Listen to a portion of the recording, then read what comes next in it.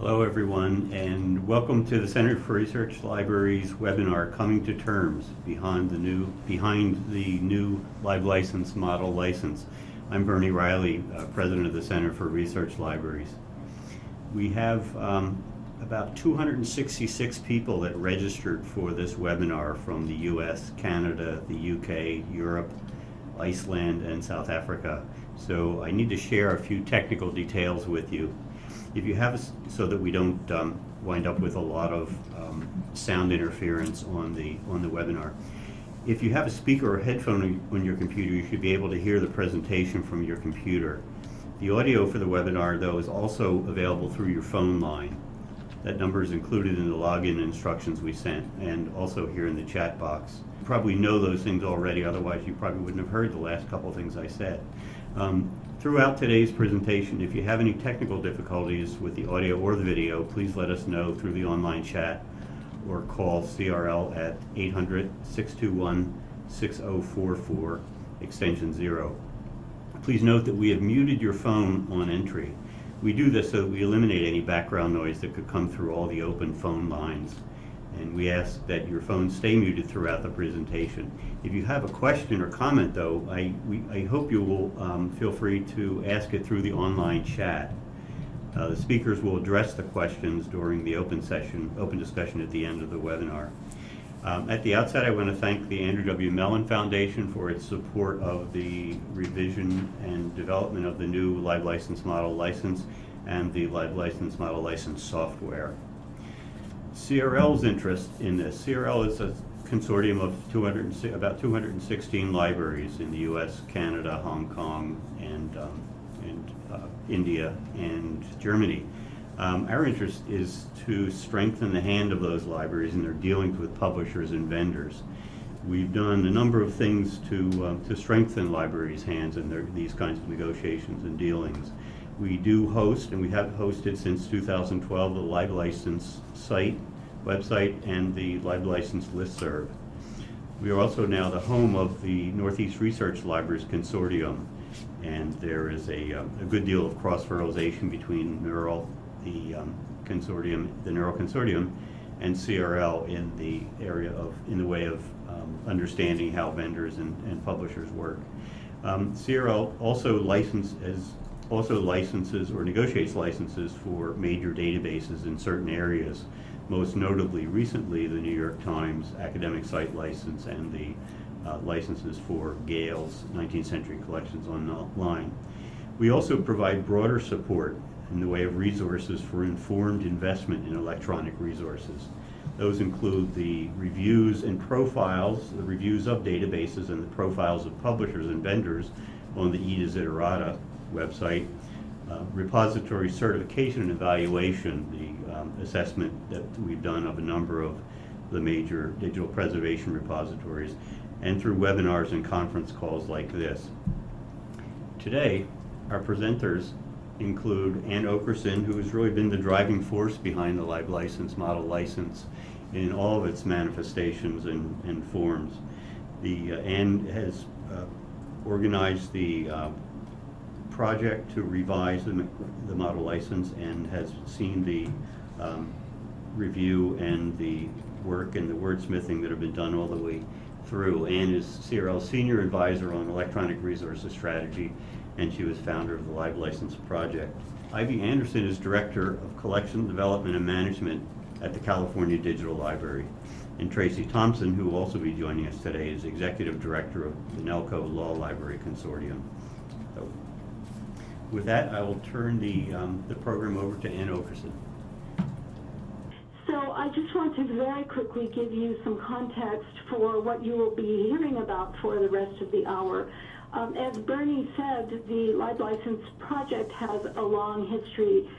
It began in the late 90s. I happened to be working at Yale at the time, and we realized, all being novices in the licensing business, or below novice, that it would be useful to have a model license in the U.S., such as we were seeing from the UK and other places.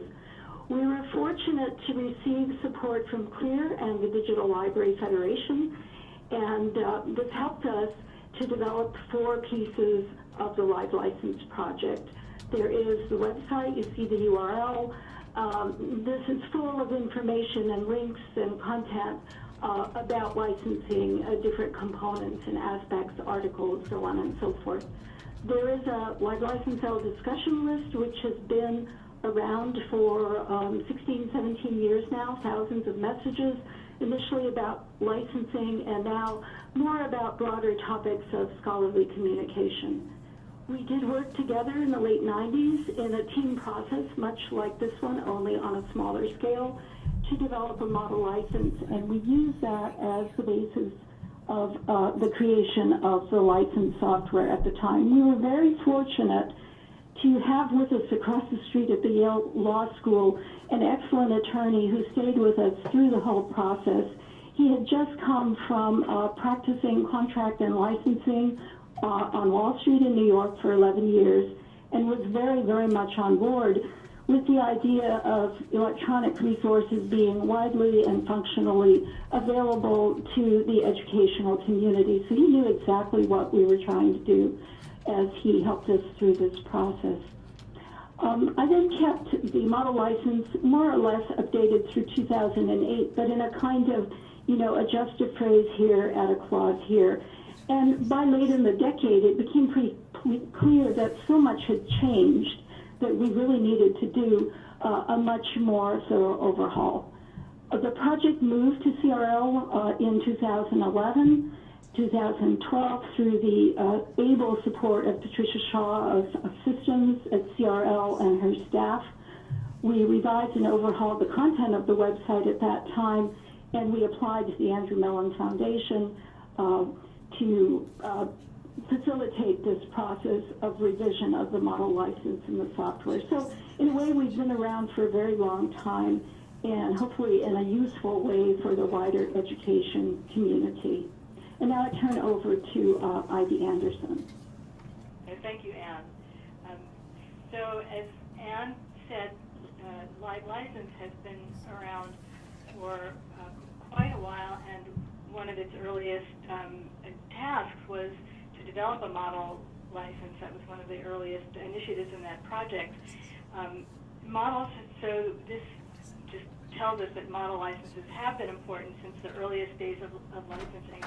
And I think there are two or three main reasons for that. One, most librarians negotiating licenses are not trained as lawyers and need guidance in this area, although we've seen increasingly librarians with legal training coming into our profession also as some of these issues have become more important in our field. But still, many of us lack that training and need models of what constitutes good and legally acceptable and legally good language. Secondly, developing best practices is something that has been important to us, again, from the earliest stages of licensing. And CBL as an organization was involved in the early days of the first development of the first Live License model license, and it was very valuable to CBL to participate in that as we all learned how to operate in this space. We were all trying to understand and develop our sense of what constituted best practices for licensing, what kinds of rights we needed to seek in our license agreements, what sorts of obligations we were willing and were appropriate to undertake, what kinds of protections we needed, and so forth. So that was very valuable to CBL, and it's been very valuable to us as a community. There were any number of model licenses that were developed in, coming from different organizations, and the Live License initiative was particularly valuable because it represented the perspective of libraries, and particularly U.S. academic libraries, and so it made a unique contribution in that area. So development of the model license and use of the model license then has become an instrument for articulating a workable consensus around community best practices, particularly as perceived and practiced by libraries. And this then creates a body of practice as these model licenses are used by others and adapted over time that builds up a portfolio of success and a common sense of what is acceptable that becomes a common body of knowledge and practice among libraries and publishers. And so the third aspect that then contributes is introducing greater efficiency into the licensing process.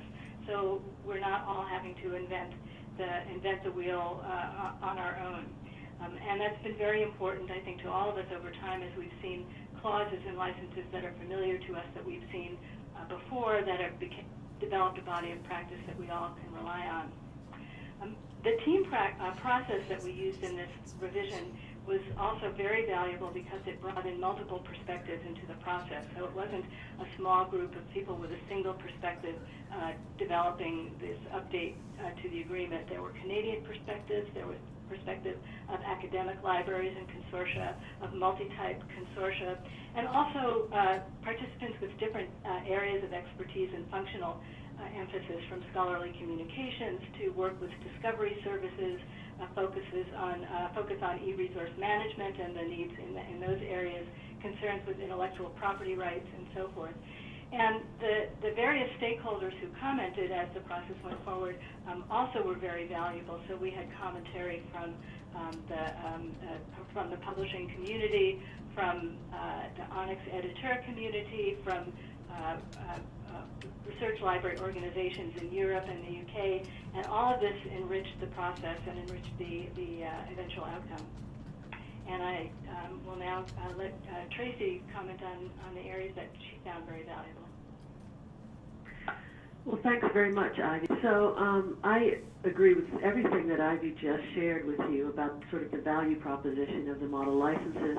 And I think that at the library level, for the individual library, I think they're especially useful in terms of kind of issue spotting and awareness about what should we be looking at, what are the issues that are coming down the pike for us. And so it sort of establishes for a library looking at model licenses, what should they be on the lookout for? What are some of the most important changes that are occurring?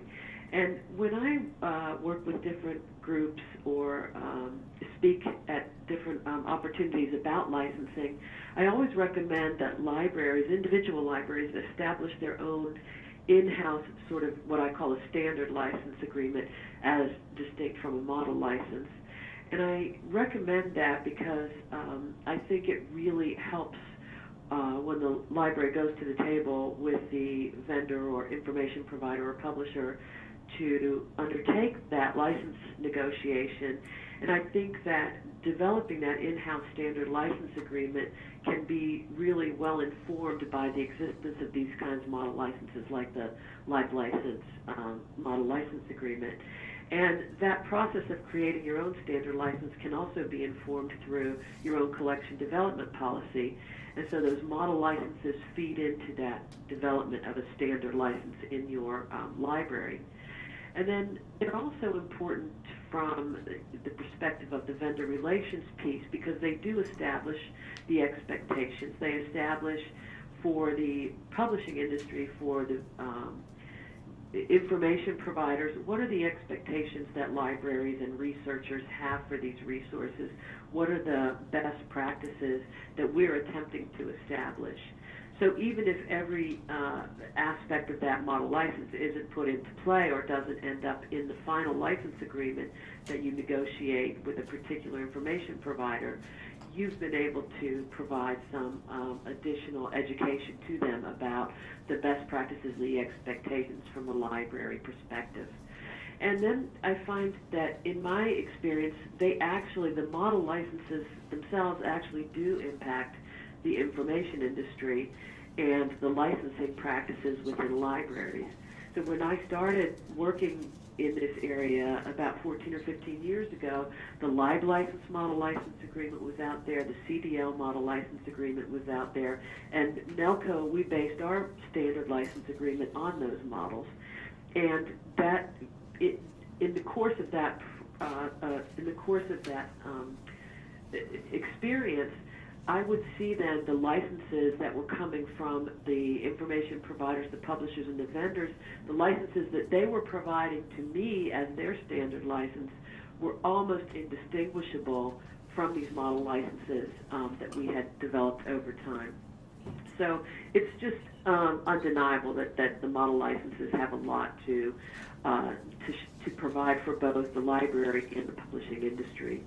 And the team process itself was very helpful for examining each of these sort of different provisions, some of which we'll talk about today, from the different stakeholder perspectives. As Ivy mentioned, we had people from lots of different library environments at the table, and so it was a real undertaking to come to each of these issues from that perspective and try to think about something that one of us might think was a deal breaker would turn out to be something that another library absolutely had to have in their license agreements. So we had to create language and issues that took that into consideration. And then the intelligence gathering in the team process was also really helpful. We did a lot of outreach, a lot of communication with various stakeholders, and it was interesting to learn that even at this point in time when we've been licensing for so long, a lot of librarians are not, they sort of accept the vendor license at face value without realizing that they can negotiate these terms. So I think that we have a great opportunity to educate on both sides of the negotiation table. So those are my sort of value proposition items, and now I'm just going to turn it back over to Ann. Thank you, Tracy. I'm just going to very quickly talk about process. You see a slide here showing the members of the team, and you've heard from two of our superstars. I want to acknowledge the others. Julia Blixrud joined us representing the Association of Research Libraries. She had done a lot of work with ebook licensing and also author rights. Those were her special contributions. I want to give a special shout out to Julia because in spring of last year, she was diagnosed with a recurrence of cancer. She died just before we completed our final work, and we all felt just an incredible debt to her and a kind of de facto dedication of our work there. Craig Olsnick joined us from CRKN, the Canadian Research Knowledge Network. This is a group that is a CRL partner. They have been working on their own model license for some time, and Craig was a very wonderful conduit back and forth.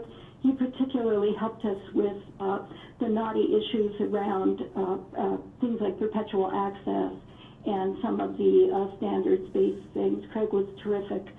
Krista Wolford joined us from CLEAR. Krista could not do enough to provide tools, workspaces, and so on for us, and she actually showed up with food a few times, which was much appreciated. Our attorney is a lawyer and scholarly communications librarian at Emory, Lisa Macklin. She turned our dross into very clear, fine legal language, and she was a very special collaborator.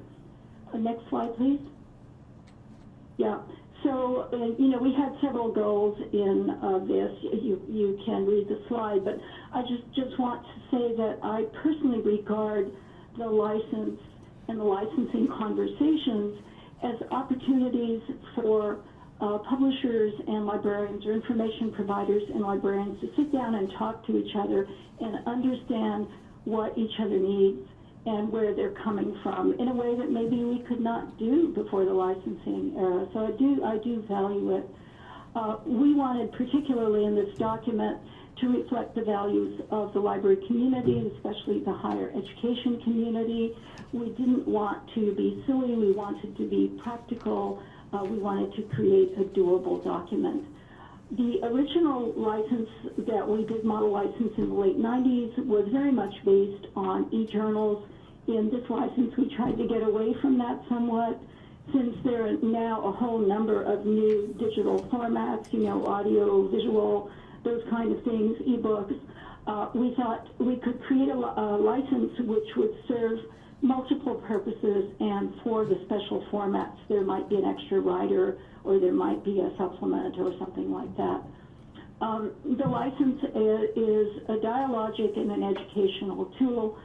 We wanted to bring the latest concepts about licensing to our colleagues in the library community, and then we wanted to have a basis for the new software, which needs to be based on the new model license. Next slide, please. very quickly, we started in September 2013. We finished in fall of 2014. We had several day-long meetings. We had frequent conference calls, or they seemed frequent. They would last for, on average, an hour and a half, sometimes more. We said we would distribute a draft that was ready for comment in the spring. We did that. We had a 1-month comment period. As Ivy noted, we received many comments from organizations, from expert colleagues, leading practitioners, and so on. And they were also just extraordinarily helpful. We were able to acknowledge the receipt of the comments, but with 204 comments, it was not possible to go back to everybody and say, well, here's how it turned out. But we are very, very appreciative. And now Tracy and Ivy are going to tell us about some of the new provisions in the model license that just haven't been there before. Okay, next slide, please. Yeah, the text and data mining. So I'm going to talk a little bit about this. Now, the text and data mining issue was a new issue for me. I was involved in around 2012 and 2013 in AALL's effort to put together a procurement toolkit and code of best practices for licensing e-resources. And in that time period between 2012 and 2013, the concept of text and data mining had not yet made it onto our radar, and it wasn't, in fact, included in the AALL best practices for licensing e-resources. Then here, when we addressed it with the LibLicensing group, it turns out to be the issue that got the most comment from all of our stakeholders that we reached out to in that comment period. And so I'm just going to give a little background to the concept of text and data mining for those of you who might not be familiar with it. So the idea is that researchers, rather than reading articles or discovering, doing a search that returns a set of data, may want to mine that text or that data in order to discover trends or patterns or relationships across the set of text and data. So it's sort of an unanticipated use of that material that is growing in popularity and interest. I might be wrong about this, but I think it's primarily at this point an interest to the STEM community, and I haven't yet seen much interest in it in the legal research community, but that may be changing. I'm not sure if there are any folks on the call that have a different experience, that have seen some of this interest in legal research. I'd be interested in that.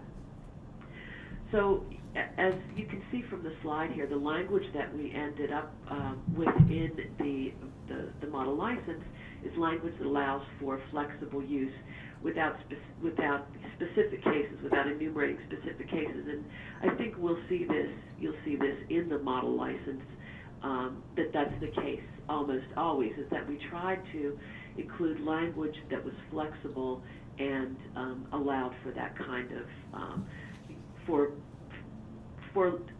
individual libraries to be able to customize that language according to their needs.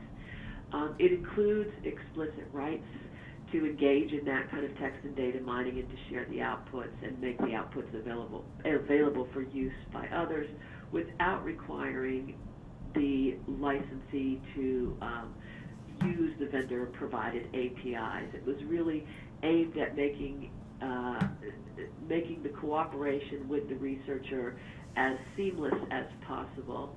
And one of the other aspects that we included in the model license agreement was that the costs that a provider might want to charge for text and data mining had to be limited only to the cost of the preparation of that material and not for additional costs as they're already licensing the content for use in their library. So those were some of the issues that we dealt with, and I don't have the actual language isn't included here, but when you take a look at the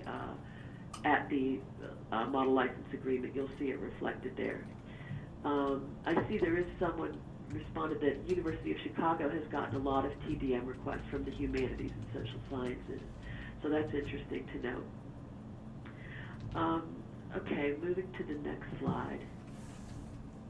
Thank you. The next topic I'm going to sort of touch on is discovery services, and these are not quite so new. It's not as new an issue as text and data mining in the licensing world, and we've really been talking about this issue of discovery services for more than 10 years now. And here's the language. This slide actually has the language that was inserted into the model license agreement with respect to discovery services.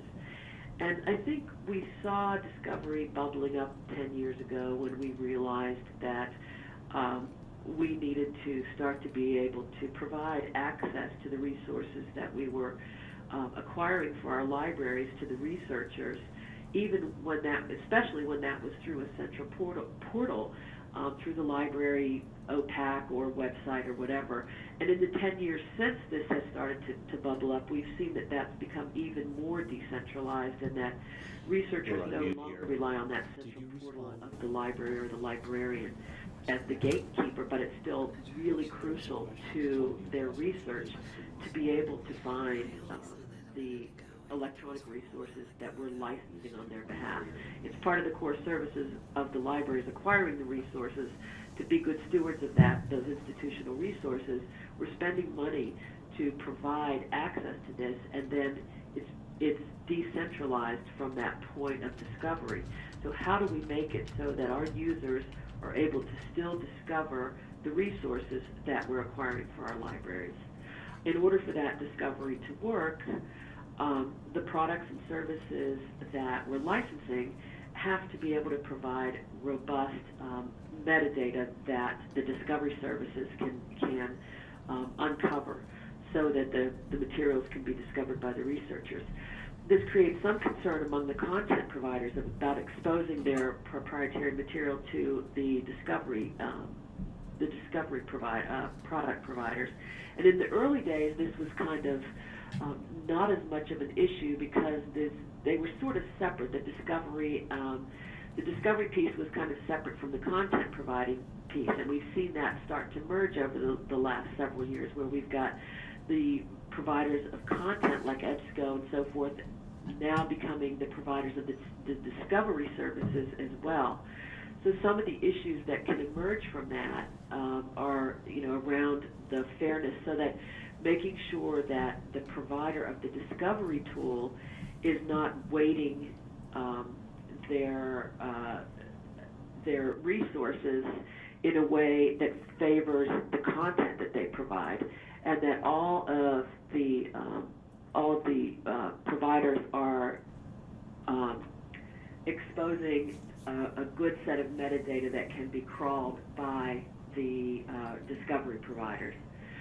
So there's a little bit of interesting development happening there, and you can see that this is just, actually, I think, I'm not really sure about this ODI release that happened. I'm not sure where it stands, but the language that we created for, and Anne may be able to speak to that more, but the language we created for the live license, model license is intended to be compatible with that Open Discovery Initiative.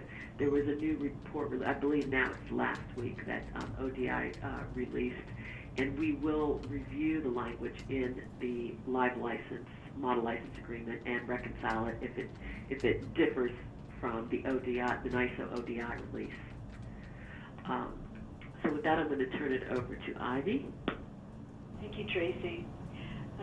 So the next clause that we wanted to highlight that is, as Anne mentioned, newly introduced into the live license, model license, is one around open access reporting. And we might have titled this Open Access Reporting as well as or in preference to Open Access APCs, because it's really focused on introducing transparency and data into the licensing process that can help us understand and manage the financial implications of open access developments, particularly for what's known as hybrid open access, that is to say, gold open access articles that are published in traditionally licensed subscription journals, but for which the publisher may be receiving additional compensation in the form of article processing charges, or APCs, whether they're funded by an author or his or her parent institution or funding agency, and often in response to funder mandates.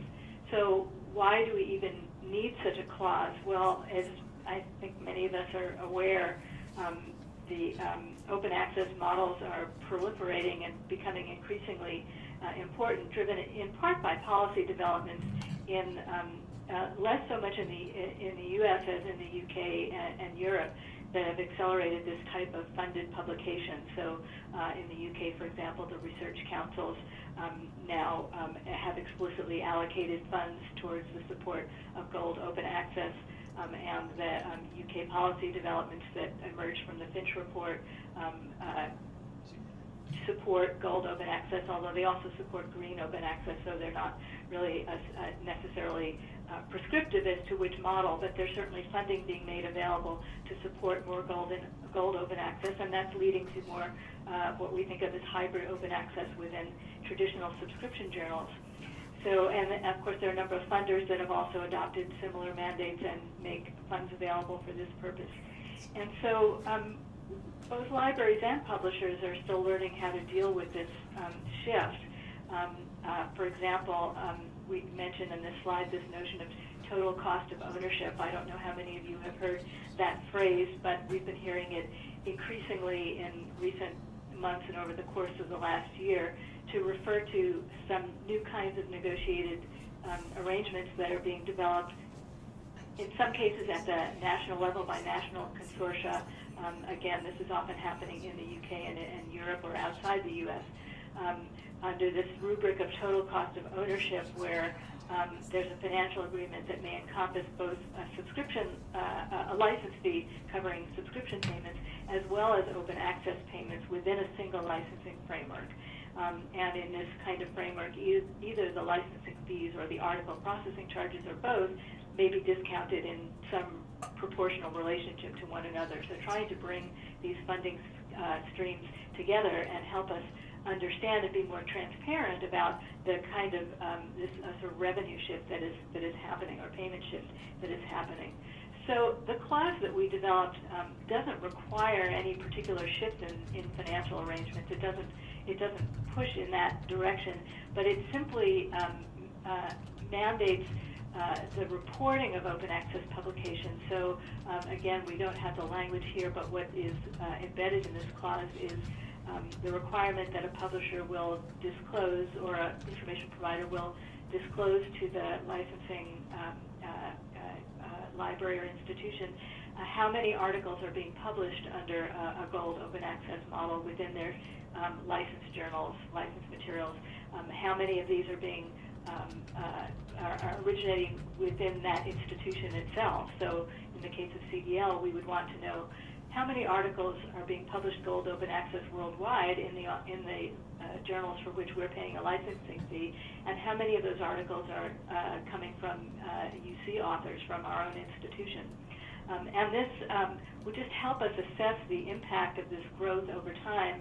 And the second thing that this clause indicates is that there should be a conversation between the licensor and the licensee. So it says something along the line of that the parties will enter into good faith discussions about the implications, the potential implications of these developments for future subscription and licensing payments. So it's again an attempt to introduce transparency and data into the negotiations between libraries and publishers as this world is shifting, and to help us guard against the concerns about double dipping, which may or may not be real concerns, and this kind of reporting will help us understand that. This clause is very similar to, in fact, it's based on one that we have introduced into the CDL model agreement, and we have successfully used it in a number of major licenses in recent years, and it's helping us understand how the uptake of Gold Open Access is changing over time. The next clause that we want to talk about that is new to this arena is one about author rights. And so if we could move to the next slide.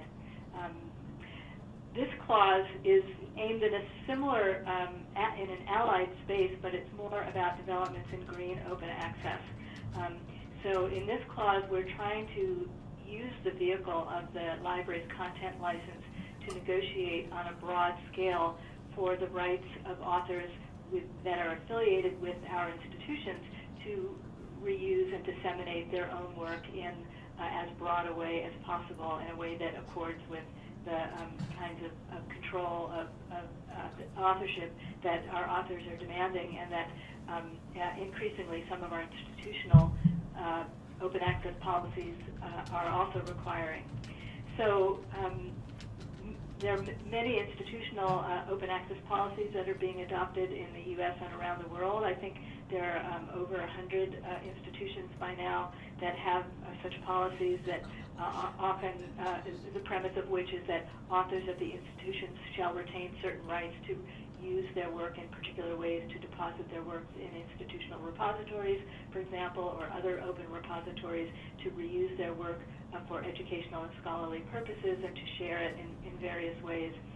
And often those policies have been implemented through, or the mechanism that's been suggested to implement those policies has been through individual negotiation between authors and their publishers when authors sign a publication agreement. So many of our scholarly communication offices are set up to work with authors to help them negotiate changes to their agreements. Many institutions have developed model addenda to publishing agreements.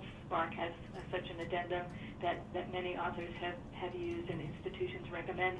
But that process is very cumbersome. It's very complex for an author to negotiate.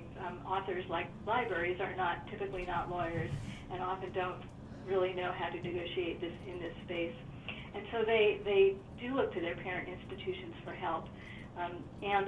So as this slide says, there was an ad hoc initiative that was developed a number of years ago, actually in 2010, to develop a model clause that would use the library's content license as a vehicle for securing these rights with a given publisher on a much broader basis than the level of an individual author agreement. That clause was subsequently endorsed by ARL, and it has been successfully used by a number of institutions, including CDL. And so we've adopted that language more or less unchanged in the new Lib license agreement. And as it says, it provides for the ability of authors to reuse their own works for scholarly and educational purposes, and to deposit their works in institutional and other open repositories. So while some publishers feel that these arrangements with authors are outside of the relationship that they have with libraries, our perspective is that the institution has a very key publisher relationship through its library licensing activities, and that the license negotiated by the library is an appropriate vehicle by which to implement such arrangements broadly on behalf of authors. And again, as I mentioned at UC, we have negotiated several such clauses, and our academic senate has noted this with great approval and asked us to continue to represent their interests in this way, so that it takes the burden off of our faculty and other academic authors. And now I think Anne will talk about a number of additional clauses that are in the new model license.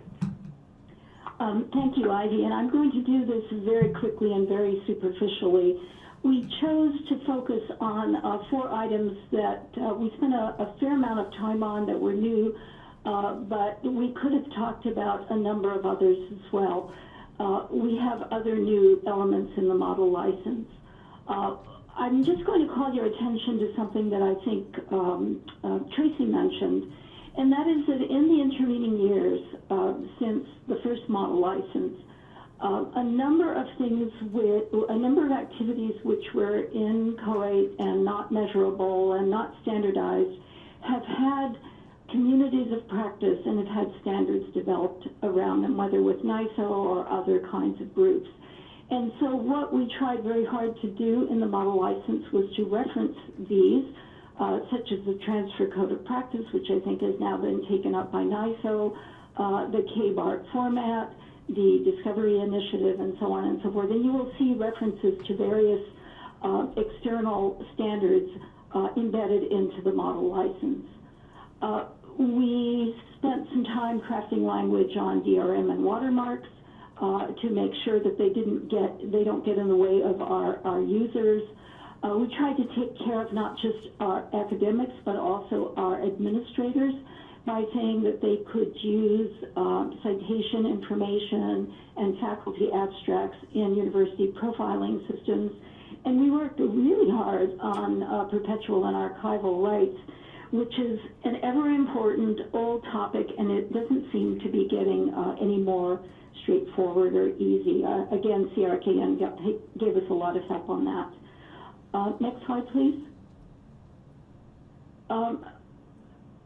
We tried to make the point that licensors should be very clear in their content about what it is that they own and what it is that they do not own.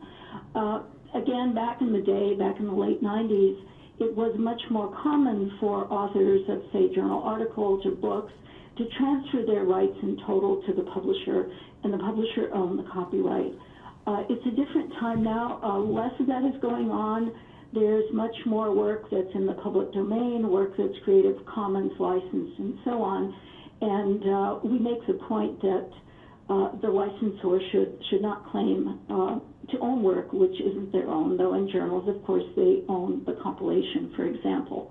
Well, there are a lot of other changes, but let me just move on to the next slide and tell you about something that's happening now. So we released the final version of the currently final version, which is going to be probably updated forever, in November, December 2014, and we're working to promote and publicize and build communities around that. The cherry on the sundae, or the star in the crown, or whatever, was always going to be the new live license software. The developers, who are an excellent team with previous library experience, who just got it about what we were trying to do, had read the previous versions of the model license.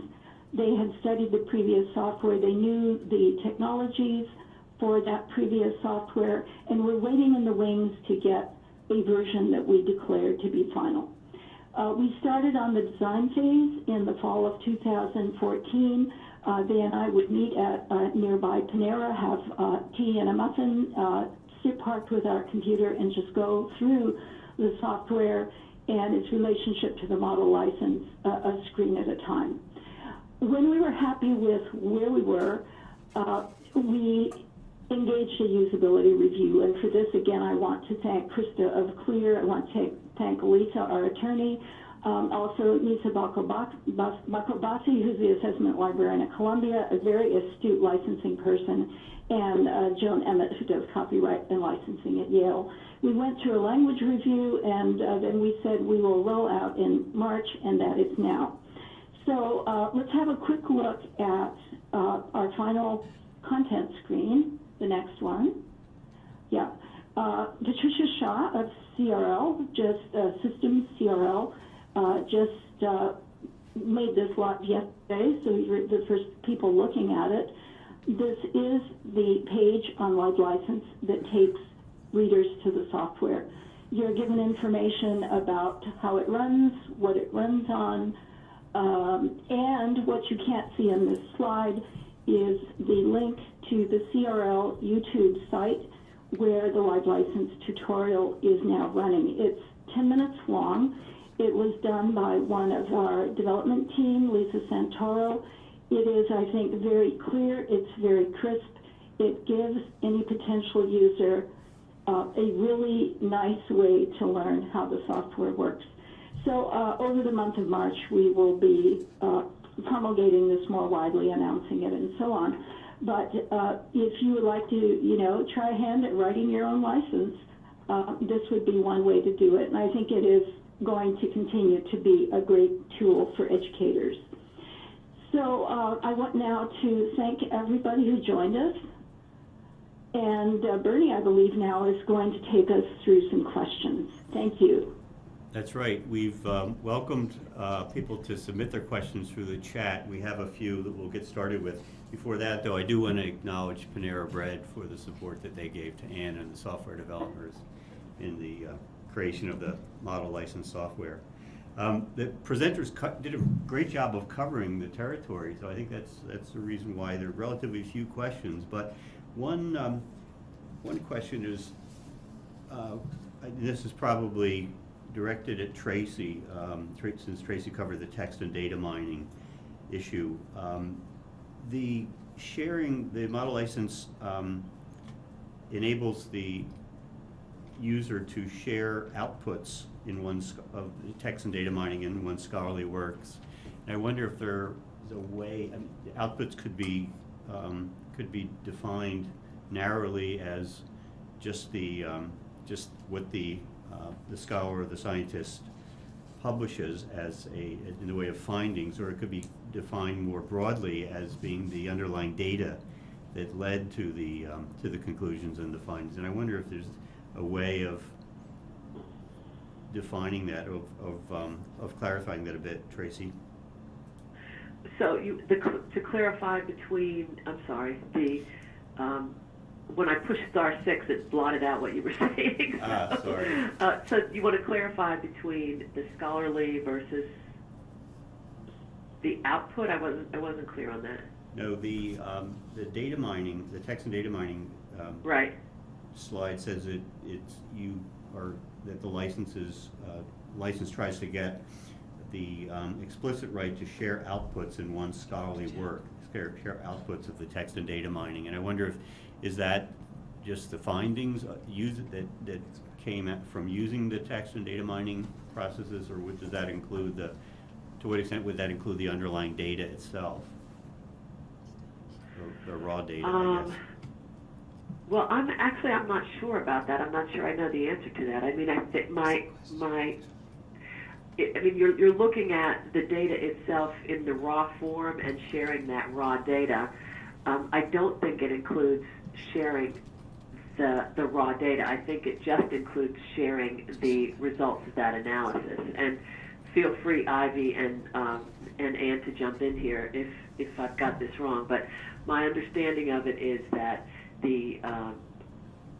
only the results of that analysis and that data, text and data mining, are the shared piece, because the access to the actual data is limited to the authorized users. So that's the right you wouldn't get. This is Ivy. We did have a lot of discussion actually around the language of the clause and in this particular regard, and I think our goal was to be very agnostic as to what those outputs are. So the language in the clause, I believe, says, and I hope I'm looking at the current version, share the results, although maybe the word is outputs of text and data mining in their scholarly work, make the results available for use by others, so long as the purpose is not to create a product for use by third parties that would substitute for the licensed materials. So the attempt was to not constrain what the results or outputs of text or data mining might be. They could be findings, but they also could be the actual text that you mine, correct, or data that is mined. As long as a competing product is not created that substitutes for the licensed materials, we wanted to be very general and very agnostic so as not to constrain what could be shared, as long as it was not threatening a market. And that was the key line thing. that we tried to walk. Right, and even I remember now that you say outputs and results, we even wordsmithed that word. We went back and forth between outputs and results on this issue, precisely because of this question. Great. I'm not sure if Ann has. No, I think you've covered it really well. Yeah, I think those are good answers. We have a question that came in. Is CERU, S-E-R-U, still an adequate alternative to licensing given changes discussed today? For example, text and data mining, authors' rights provisions, open access, and author payment charges issues. Well, this is Anne. I'm going to say, as somebody who's been a fan of CERU in a limited way, that indeed these new developments may cause some more hesitation in using it.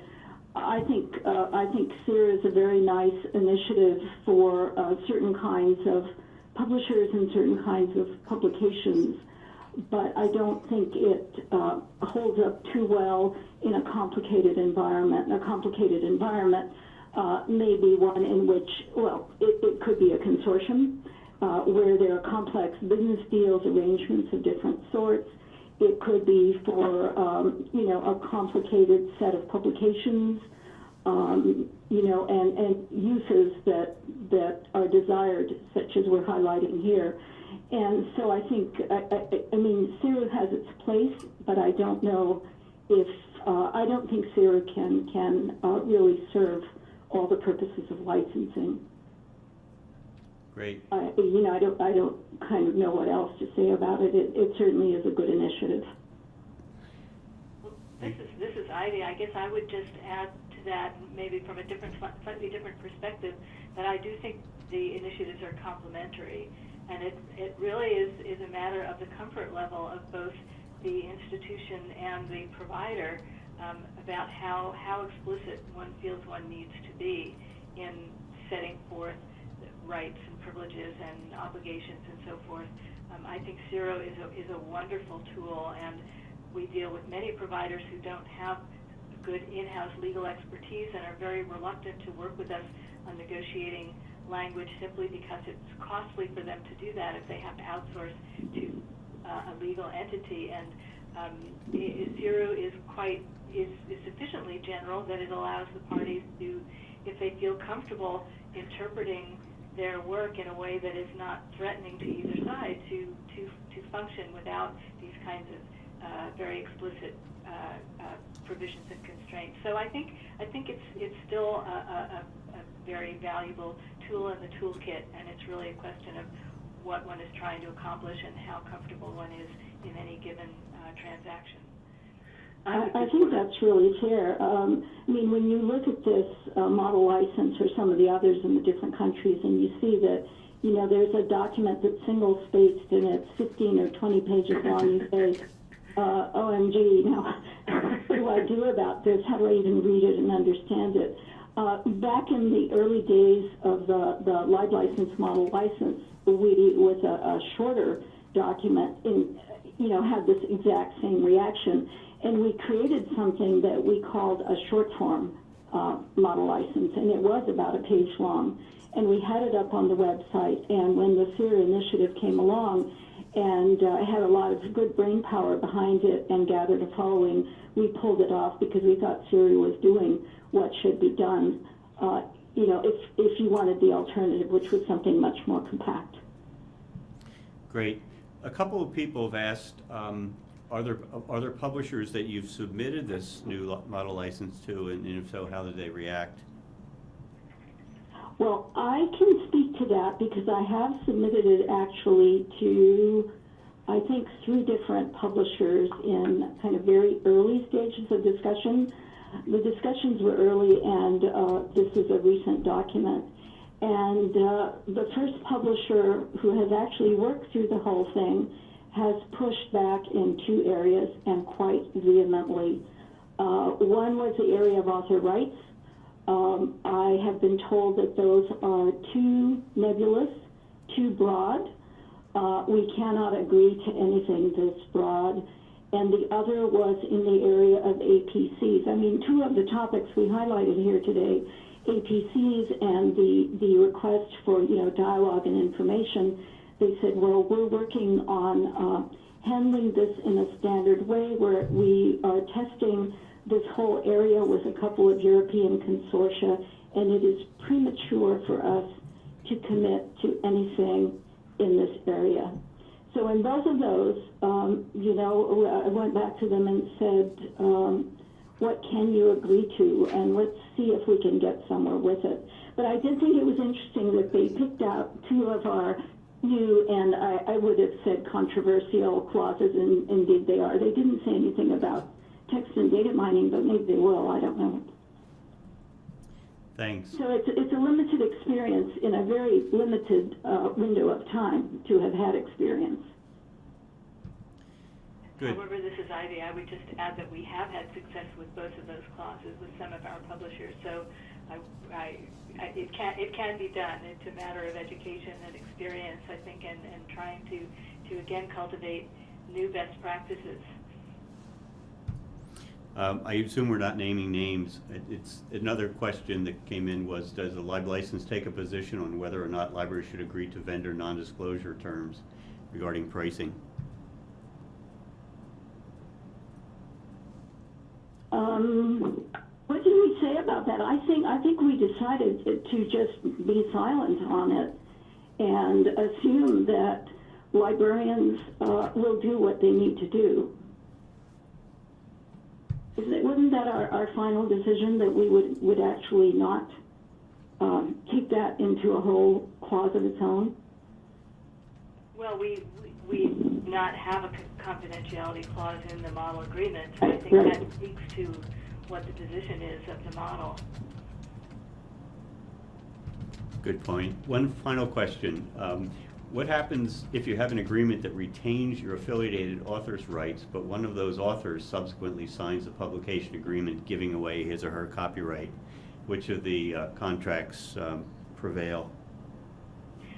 This is Ivy, and I'll take that one because it's one that we've certainly discussed in crafting the language. So the language says that the intention of the clause is that one's institutional authors are third-party beneficiaries of the agreement, which means that regardless of what they have signed in their local agreements, these rights would still flow to them. Now, the author rights clause does not, and very explicitly, very intentionally for this reason, does not say anything about retention of who owns copyright.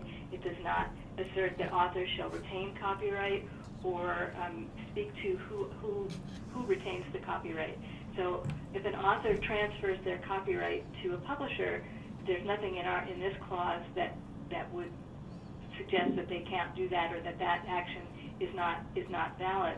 The question that arises is, well, having transferred copyright to the publisher, what rights is the publisher granting back to the author? And that's really what this clause addresses, whether the author retains copyright or has transferred copyright. This clause suggests that the author should retain certain rights. Now, the author may choose not to exercise those rights, but the clause asserts that they would have those rights to reuse their work to deposit in an institutional repository. So it's not at all in conflict with copyright transfer. And we feel, and we had, I will say, in the initiative that developed the earlier version of this model, that ad hoc initiative that's mentioned on the slide that covered that, we had quite a few legal experts in that initiative whose names many people will recognize: Kenneth Cruz, Kevin Smith, some other legal experts in that conversation, and all agreed that this clause was not in conflict with author publication agreements, and we very intentionally stayed away from copyright transfer, partly for that reason. Thank you. This is Virginia Kerr at CRL. I feel we could continue this discussion for quite a while, and we are interested in seeing, we've had feedback from registrants interest in continuing to pursue this topic. We want to thank you, all of you, for joining us today, and thank you especially to our speakers. If you have any further questions or comments, please feel free to email the speakers or to contact us here at CRL. For more information, we do greatly value your feedback, and we encourage you to fill out the brief online survey, which is going to appear as you log out today. A recording of this presentation will be soon posted on CRL's YouTube channel. We'll send all webinar registrants an email noting the link to the recorded version. And you can sign up for more updates on CRL collections, services, and upcoming events through our online newsletter, CRL Connect. You can also find us on Facebook and at Twitter. Thanks so much today. Have a good afternoon.